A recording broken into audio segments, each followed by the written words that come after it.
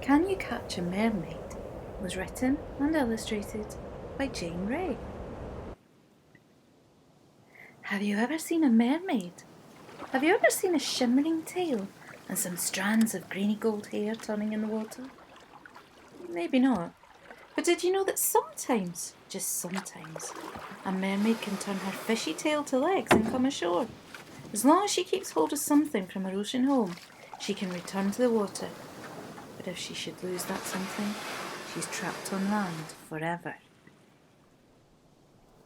This is the story of Eliza, who really did see a mermaid. Eliza lived with her father Tom, who was a fisherman. Just him and her, comfortable and close, taking care of each other. "You are my little dolphin," he would say, holding Eliza tight in his arms, like the harbour walls protecting the little boats. Eliza was shy and liked to play by herself, searching in rock pools and collecting pebbles and shells. Sometimes Tom worried about her.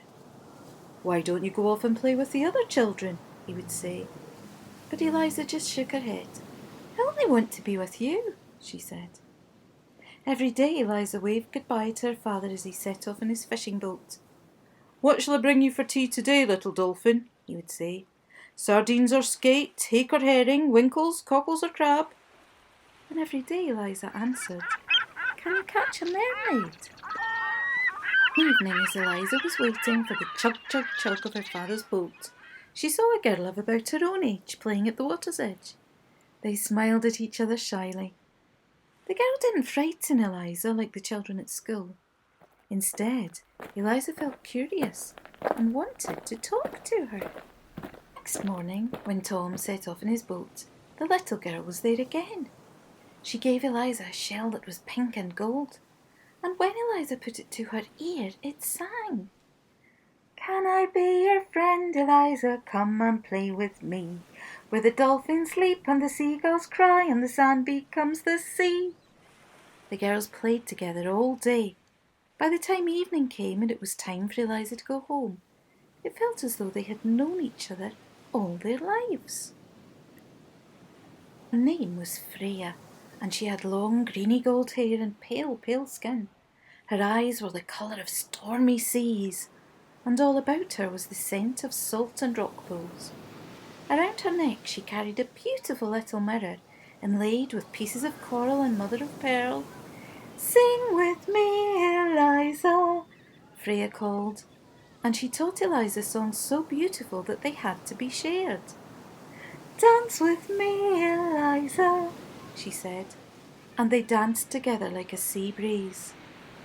Eliza didn't know where Freya came from or where she went to at night. Sometimes she was there, and sometimes she wasn't. And then Eliza was as lonely as a sandpiper. But one morning Eliza found Freya crying, running up and down at the water's edge, wringing her hands. "I've lost my mirror! It's gone! It's gone! Oh, please help me to find it, please! For I can't go home without it! Without it, I can't ever go home!" And then Eliza realised who Freya was. Tom had told Eliza all about the mermaids, how they can come and go onto the land and go back into the sea, if they keep something special from their ocean home with them. Freya was a mermaid, and the little mirror was her special thing. Eliza took Freya's hand. "Don't worry," she said. "We'll find your mirror." Eliza and Freya searched all day, back and forth like beachcombers along the shoreline, but they couldn't find the mirror. That night Eliza took her friend home, and she and Tom cared for the little mermaid as if she was their own.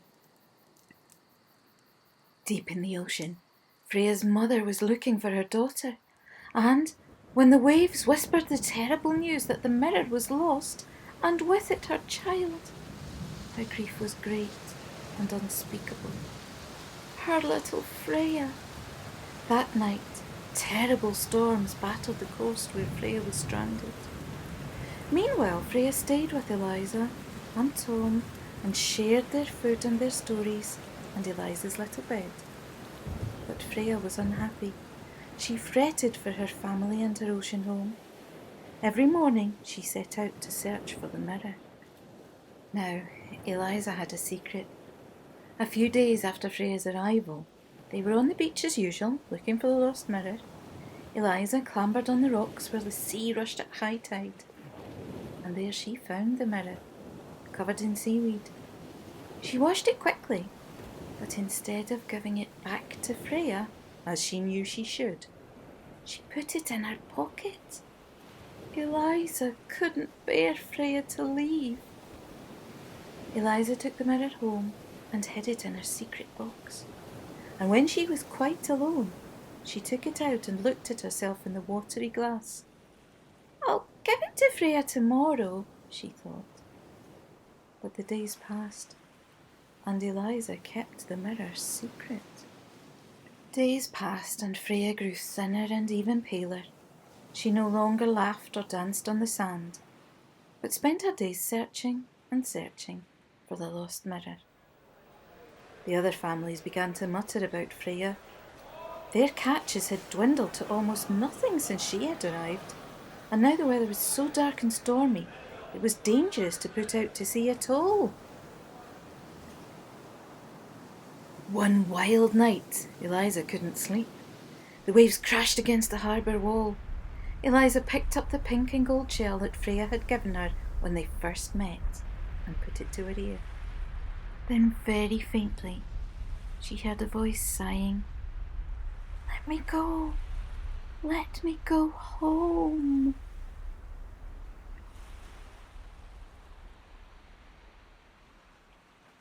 Eliza looked at Freya sleeping restlessly at her side. She knew what she must do. She crept to her hiding place, took out the mirror, and gently tucked it into Freya's hand. Then she climbed back into bed and fell into a deep sleep. In the morning, the wind had dropped. Pale sunshine spilled into the room. Freya was gone. Tom set sail on a calm sea. Before he left, he held Eliza extra tight. "What shall I bring you today, my brave little dolphin?" Eliza smiled a sad little smile. But that day, Tom came back with nets full of fish, and from then on, the village fishing nets were always full, and Tom's was the fullest of all. And that day, Eliza made new friends. Now she loves playing with the other children. They collect shells, and Eliza shows them how to build mermaids out of sand. When she puts the beautiful pink and gold shell to her ear, she still hears Freya's sweet voice singing to her, and the songs she sings are of her ocean home and the silver fishes that play there. And sometimes, in still rock pools or in the deep green ocean, when Eliza is out in Tom's boat, she thinks she sees Freya smiling up at her through the water. Or maybe it's her own reflection.